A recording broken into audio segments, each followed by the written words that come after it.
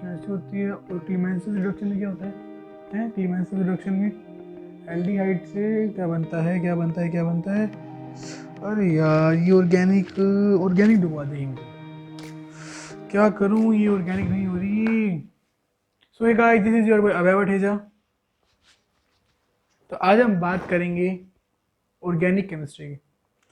हर बच्चा जो भी 12th के अंदर है उसकी सबसे बड़ी प्रॉब्लम जो है वो है कि उससे केमिस्ट्री बन पा रही है, बट वो केमिस्ट्री का जो मेजर पोर्शन है ऑर्गेनिक केमिस्ट्री वो नहीं कर पा रहा।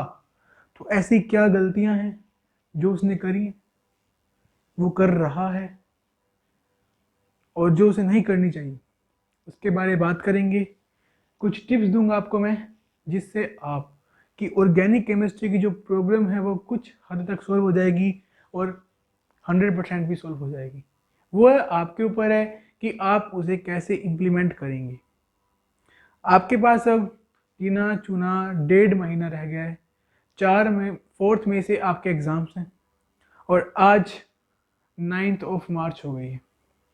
सो किस तरीके से चलें, कैसे करें हम कि इन 1.5 महीने के अंदर जो हमने पहले पूरे साल गलतियां की है उन गलतियों को मतलब कैसे हम सही करें। तो ये बताऊंगा मैं आपको कि आप किस तरीके से अपनी गलतियों को काबू में ला सकते हैं, सही किए। अभी भी देर नहीं हुई है, ऑर्गेनिक आप अच्छे से कर सकते हैं। 1.5 महीना बहुत है ऑर्गेनिक करने के लिए और आप कर सकते हैं। चलिए शुरू करते हैं कि ऑर्गेनिक केमिस्ट्री आपको समझ क्यों नहीं आती, क्या गलतियां हैं जो आप बार बार रिपीट कर रहे हैं। तो चलिए शुरू करते हैं। तो सबसे पहला जो पॉइंट है, the point number 1 is conservative picket. This is the major reason. मेरे अकॉर्डिंग जो आपकी ऑर्गेनिक केमिस्ट्री ना होने का मेन कारण है वो यही है, आपकी कंजर्वेटिव पिकेट्स यानी रूढ़िवादी धारणा, जो आपको आपके सीनियर से मिली, उनको उनके सीनियर से मिली और उनको उनके सीनियर से मिली। ये एक प्रथा बन के चलती आ रही है और अब आप अपने जूनियर्स को देंगे। तो मैं आपको बोलूँगा कि ये आप अपने जूनियर्स को ना बोलें। जब आप 10th में थे या 11th में थे, आपके सीनियर्स ने आपको एक ही बात बोली होगी कि तुमसे केमिस्ट्री में सब कुछ हो जाएगा पर ऑर्गेनिक केमिस्ट्री नहीं हो पाएगी। तो जो ये बात थी कि ऑर्गेनिक केमिस्ट्री नहीं हो पाएगी, ये बात आपके जहन में बस गई। आप तब ऑर्गेनिक केमिस्ट्री से रूबरू भी नहीं थे, आपको पता नहीं था कि ऑर्गेनिक केमिस्ट्री होती क्या है, उसमें क्या होता है और क्या नहीं होता। पर फिर भी आपके मन में उसके लिए कुछ परसेंट तक डर बैठ गया था, या आपने ये मान लिया था कि ऑर्गेनिक केमिस्ट्री हार्ड होती है। और जब आप उस ऑर्गेनिक केमिस्ट्री के पास सामने आए तो आपके मन में पहले से था कि वो हार्ड होती है, चाहे वो इजी थी तो भी वो आपको हार्ड लगी और इसलिए आपसे वो नहीं हो पा रही। This is the main reason. तो कभी भी इन बातों पे गौर नहीं करना। अब आपके ऊपर था कि आपके सीनियर्स ने बोला कि ऑर्गेनिक केमिस्ट्री हार्ड है, आपसे नहीं हो पाएगी, नहीं हो पाएगी, नहीं हो पाएगी। बट आप उसे किस वे में लेते हैं। हर चीज के दो एस्पेक्ट्स होते हैं, एक पॉजिटिव एस्पेक्ट होता है और एक नेगेटिव एस्पेक्ट होता है। तो नेगेटिव एस्पेक्ट इज कि उन्होंने बोला कि ऑर्गेनिक केमिस्ट्री हार्ड है, तो आपने वही मान लिया कि हाँ ये हार्ड है और ये उनसे नहीं हुई तो मुझसे क्या होगी। एंड द सेकेंड रीजन और देन द सेकेंड एस्पेक्ट, जो मुझे भी मेरे सीनियर्स ने बोला था, मुझे भी मेरे सीनियर्स ने सेम ही बोला था कि ऑर्गेनिक केमिस्ट्री हार्ड है और तुम ऑर्गेनिक केमिस्ट्री नहीं कर पाओगे, तुम्हारी हवा टाइट होगी ऑर्गेनिक केमिस्ट्री के अंदर। मैंने उसे एक अलग वे में लिया। मैंने सोचा ऑर्गेनिक केमिस्ट्री हार्ड है, इन्हें हार्ड लग रही है, तो अब तो हर हाल में ऑर्गेनिक केमिस्ट्री करके ही रहनी है। जिस बच्चे ने ये पॉजिटिव एस्पेक्ट से सोचा उसको ऑर्गेनिक केमिस्ट्री समझ आ रही है, उससे ऑर्गेनिक केमिस्ट्री हो रही है, उसे वो बिल्कुल भी हार्ड नहीं लग रही है। बट जिस बच्चे ने उसका नेगेटिव एस्पेक्ट पकड़ा, वो अब ऐसी हालत में है कि उसे ऑर्गेनिक केमिस्ट्री नहीं हो रही। उसने 10 बार, 5 बार, 7 बार, 9 बार, 10 बार ऑर्गेनिक केमिस्ट्री पढ़ ली है, बट उससे फिर भी वो ऑर्गेनिक के क्वेश्चंस नहीं हो पा रहे। मैं आपको यही गुजारिश करूंगा, आपसे यही गुजारिश है मेरी कि आप ऐसा अपने जूनियर्स के साथ ना करें। उनको यही बोलें, उनको कुछ बोले ही ना, सीधा बोले कि हाँ इजी है, इजीली पढ़ोगे तो सब कुछ होगा, कर सकते हो तुम। This is the main reason. अब इसके ऊपर आपका अब कोई कंट्रोल नहीं है, ये आपके अब किसी भी काम का नहीं है। बट ये था कि जो आने वाले आपके जूनियर्स हैं ना, उनको इससे भलाई हो, इसीलिए मैंने ये पॉइंट इसमें ऐड किया है। And the second reason is, हम बचपन से सुनते आए हैं जब से आप अपने सीनियर से मिले हैं, जब से आपने केमिस्ट्री ऑर्गेनिक का नाम सुना होगा, एक ही चीज़ सुनी होगी कि organic chemistry is all about रट्टाफिकेशन, कि ऑर्गेनिक केमिस्ट्री करनी है तो तुम्हें रटना पड़ेगा। तो भाई जो ये चीज़ बोल रहे हैं ना, उसे पूछो कि क्या तुम अपने एग्जाम के लिए 150 से 200 रिएक्शन रट सकते हो क्या? चलो रट ली तो भी वो, अगर तुम्हें उसका मैकेनिज्म ही नहीं पता तो तुम उसे एग्जाम में क्या करके आओगे, वो 150 रिएक्शन मिक्स होके पता नहीं कौन सी नई 151वीं रिएक्शन बना देंगी। तुम नहीं कर सकते, तुम रिएक्शंस को रट नहीं सकते। तो organic chemistry is all about understanding the reaction mechanisms and then applying in different ways. तो ऑर्गेनिक केमिस्ट्री में आपको जो करना होता है, रिएक्शन का मैकेनिज्म समझना होता है। अगर आपने रिएक्शन का मैकेनिज्म समझ लिया तो उस मैकेनिज्म से रिलेटेड कोई भी रिएक्शन आएगी आप इजीली वो कर सकते हैं। कोई आपको इसमें जरूरत नहीं है कोई भी तीर मार, हमने इजीली कर सकते हैं। इसमें कोई भी आपको इतना माथा मारने की जरूरत नहीं है। तो आपको क्या करना है, आपको मैकेनिज्म्स जो हैं ऑर्गेनिक केमिस्ट्री में, आपके 12th में मुश्किल से 7 से 8 मैकेनिज्म्स हैं, वो मैकेनिज्म्स को समझना है कि ये यहाँ ऐसा हो रहा है और ऐसा कहाँ कहाँ किस किस वे में हो सकता है। तो आप इजीली कर लेंगे ऑर्गेनिक केमिस्ट्री। और जो लोग बोलते हैं रटना है, उनको बोल तुम रट के दिखाओ और तुम उसे क्वेश्चन दो और ये क्वेश्चन सोल्व करो। रट के कभी भी तुम क्वेश्चन सोल्व नहीं कर सकते। या 150 रिएक्शन मायना होता है 150 का, वो 150 रिएक्शन तुम याद कर लोगे, कर ली, बट एग्जाम में वो एज इट इज नहीं आती ना।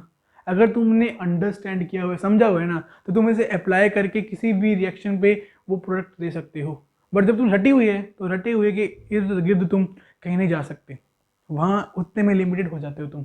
तो क्या करना है, ऑर्गेनिक को रटना नहीं। अभी उठो वीडियो ख़त्म होते ही और सबसे पहले रिएक्शन के मैकेनिज्म्स समझने की कोशिश करो और समझ आ जाएंगे। इजी होते हैं, कोई इतने हार्ड नहीं है, कोई इसमें वो इतने बड़े हाइपर होने की बात नहीं। तो हमारा थर्ड पॉइंट है वो है रोड मैप्स।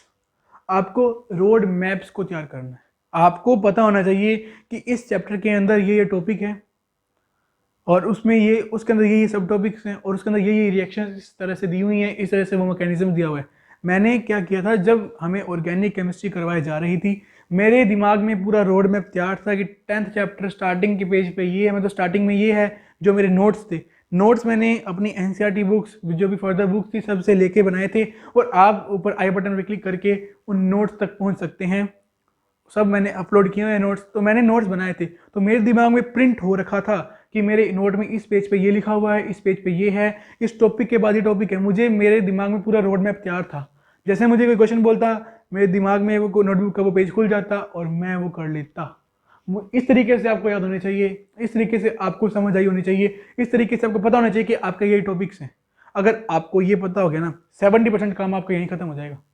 तो रोड मैप बनाने की कोशिश करें, उसको लिंक करते हुए चलें। ये टॉपिक है, इसके बाद ये टॉपिक है, इन टॉपिक्स को लिंक करते हुए चलें। जब वो लिंक की लंबी चेन बन जाएगी ना, तो बीच में से अगर कुछ मिसिंग भी हो जाएगा ना, तो भी वो संभाल लेंगे आपस में और आपको वो याद आ जाएगा, मेमोराइज हो जाएगा आपको वो।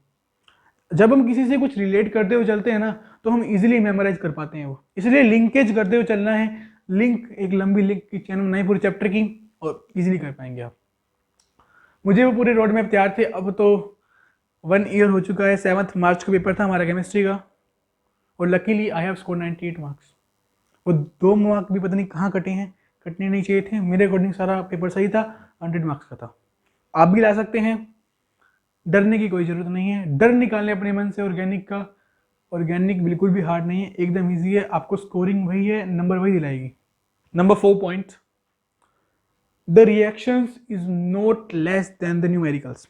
जो केमिस्ट्री में, ऑर्गेनिक केमिस्ट्री में, इनऑर्गेनिक केमिस्ट्री में जो भी रिएक्शंस हैं, वो रिएक्शंस जो हैं वो न्यूमेरिकल से कम नहीं है, वो न्यूमेरिकल के बराबर ही हैं। जैसे आप न्यूमेरिकल को अगर हवा में सॉल्व करेंगे तो आपका पेन यूज़ नहीं करेंगे तो आपके एग्जाम में आपसे न्यूमेरिकल नहीं हो पाएगा। उसी तरीके से अगर आप रिएक्शंस को लिख कर नहीं देखेंगे ना, कि किस और मैकेनिज्म्स को लिख लिख कर नहीं देखेंगे, लिख लिख कर नहीं समझेंगे, तो आपको वो एग्जाम में बिल्कुल भी काम नहीं आने वाला। आपसे नहीं बनेंगे क्वेश्चंस। लिख के मैं दावा दे कर सकता हूँ, इसमें लिखना पड़ेगा, दावा दे कर सकता हूँ मैं कि आपसे वो नहीं बन पाएंगे।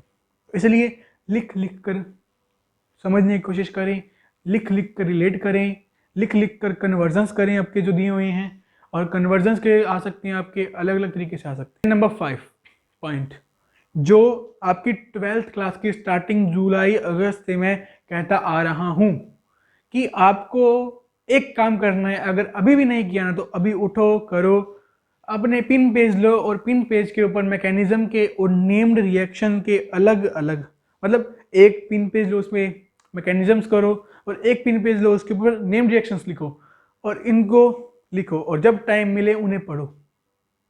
इससे आपको याद रहेगी, बिकॉज एग्जाम में नेम्ड रिएक्शन के आने के बहुत चांस होते हैं और एटलीस्ट 1 मैकेनिज्म 3 मार्क का आएगा ही आएगा। 3 मार्क का मैकेनिज्म आएगा और कम से कम 3 नंबर की रिएक्शंस आएंगी जिसमें से 2 नेम्ड रिएक्शन हो सकती हैं। तो आपको ये करना है, अभी उठिए, पेज लीजिए और पेज के ऊपर सेपरेट बनाइए। और इससे क्या फायदा होगा आपका कि एग्जाम से, आपका 18 मई को एग्जाम है तो 17 मई को आपको, अब अगर आपने नेम रिएक्शन देखनी है तो आपके ऑर्गेनिक के अंदर आपके 5 से 6 चैप्टर्स है, तो 5 से 6 चैप्टर्स के अंदर अलग अलग नेम रिएक्शन है। अगर आप उन्हें ढूंढने बैठेंगे ना तो हो सकता है कोई मिस भी हो जाए, कोई मिस होगी, और ये भी, और टाइम भी कितना कंज्यूम करेगी, आपको पेज पलटना पड़ेगा, देखना पड़ेगा कि यहाँ पे रिएक्शन है यहाँ पे नहीं है। बट अगर आपके पास वो प्रिपेयर होगी पहले से एक साइड में तो आपको इतना माथा नहीं मारना पड़ेगा, टाइम बचेगा आपका, माथा नहीं मारना पड़ेगा और मिस होने के चांस 0% हो जाएंगे। तो ये काम करना है आपको, अभी उठिए और पेज लेके बैठिए। अरे मैं ये स्टार्टिंग से बारी बारी बोल रहा हूँ, अगर मैं बार बार ये बोल रहा हूँ कोई चीज़ तो उसका कुछ इंपॉर्टेंस है, इसीलिए बोल रहा हूँ ना। मैं ऐसे पागल थोड़ी हूँ कि बोलता रहूँगा। तो उठो, मानो और करो मेरी बात।